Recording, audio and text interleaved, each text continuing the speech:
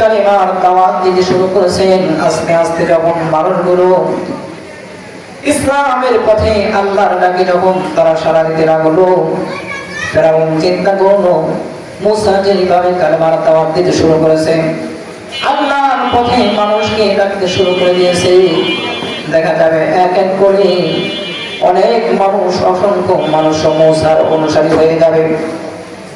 তাই ফেরাউন পরিকল্পনা করল আগামীকাল মুসা এবং তার অনুসারী যারা আছে তাদেরকে দুনিয়া থেকে বিদায় করে দিব। এই পরিকল্পনা, এই কৌশল তিনি খাটালেন, কিন্তু আল্লাহ রাব্বুল আলামিন হযরত মুসা আলাইহিস সালাতু ওয়াস সালামকে জানায় দিলেন, নবী গো, ও নবী, আপনার যে অনুসারী আছে এই অনুসারীদেরকে সাথে নিয়ে আপনি আর দেরি নয়, এখনই আপনি দেশ ত্যাগ করেন, এখান থেকে হিজরত করেন, বিদায় হয়ে যান। আল্লাহর পয়গম্বর হযরত মুসা আলাইহিস সালাতু ওয়াস সালামের যে অনুসারী ছিল, এই অনুসারীদেরকে যখন নিয়ে রওনা করলেন, রওনা করতে করতে যেই পথ নিয়ে যাবে সোজা পথে যাইতে যাইতে হঠাৎ করে রাতের অন্ধকারে আল্লাহর নবী মুসা এবং তার অনুসারীরা যখন রওনা হয়েছে, যে রাস্তা দিয়ে যাবে রাতের অন্ধকারে রাস্তাটা ভুল করে অন্যদিকে চলে গেছে। আল্লাহর পয়গম্বর হযরত মুসা এবং তার অনুসারীরা যখন চলতে লাগলো, চলতে রাস্তা ভুল হয়ে লোহিত সাগরের কিনারায় গিয়ে যখন পৌঁছে গেল, এইদিকে ফিরআউন এবং তার দরবার সহ যখন আল্লাহর নবী মুসা এবং তার যে অনুসারী ছিল তাদেরকে খতম করার জন্য, হত্যা করার জন্য দুনিয়া থেকে বিদায় করে দিবে এই ষড়যন্ত্র যখন করলো, তারা পিছন থেকে ধাওয়া করলো। যখন ধাওয়া করলো, ধাওয়া করার সঙ্গে সঙ্গে হযরত মুসা আলাইহিস সালাম এবং তার অনুসারীরা ফিরআউনদেরকে দেখলো এবং তার অনুসারীদেরকে দেখলো যে তারা পিছন থেকে আমাদের উপর আক্রমণ করবে, ধাওয়া করবে। যখন দেখলেন মুসা আলাইহিস সালামের অনুসারীগণ বলল, আল্লাহর নবী মুসা, আর মনে হয় আমরা বাঁচবো না, আমাদের রেহাই নাই। ওই যে দেখেন ফিরআউনের লোকেরা এবং ফিরআউন আমাদের উপর আক্রমণ করার জন্য পিছন থেকে আমাদেরকে ধাওয়া করেছে। এত তো ফিরআউনের বিপদ, সামনে লোহিত সাগর, বিপদ একটা না দুইটা, কথা বলেন, দুইটা বিপদ।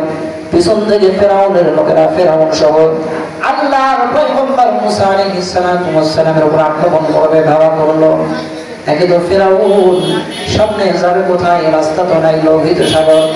আল্লাহ রাব্বুল আলামিন নবী মুসা আলাইহিস সালামের সাথে যে অনুসারীরা ছিল তারা বলতে লাগলো, আল্লাহর নবী, আর আমরা বাঁচবো না, বাঁচার আমাদের উপর কোনো উপায় নাই।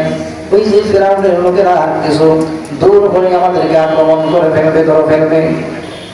আল্লাহর পয়গম্বর মুসা আলাইহিস সালাম তিনি বললেন, আমাদের সাথে আর কেউ নাই, আমাদের সাথে একজন আছেন, চিল্লায়ে বলেন তিনি কে? আল্লাহ রাব্বুল আলামিনের নবী বললেন, ক্বালা রাব্বি ইন্নী, আল্লাহর রাসূল সাল্লাল্লাহু আলাইহি ওয়াসাল্লাম হযরত মুসা বললেন, আমাদেরকে পথ দেখাবেন আল্লাহ। আল্লাহর পয়গম্বর মুসা আলাইহিস সালামের আল্লাহ পাক রব্বুল আলামিন কি মুজিজা দিয়েছিলেন, সেই মুজিজার নামটা কি আপনারা জানেন? মুজিজার নাম ছিল লাঠি। আল্লাহ রব্বুল আলামিন নবী মুসা আলাইহিস সালামকে বললেন, নবী গো, আপনার হাতে যে লাঠি, এই লাঠি দ্বারা আপনি সাগরে আঘাত করুন। করার সঙ্গে সঙ্গে আল্লাহর পয়গম্বর মুসা আলাইহিস সালামের কওম ছিল 12টি। যখনই আল্লাহর পয়গম্বর মুসা লোহিত সাগরে লাঠি দ্বারা আঘাত করলেন, আঘাত করার সঙ্গে সঙ্গে 12টি রাস্তা তৈরি হয়ে গেল। সুবহানাল্লাহ।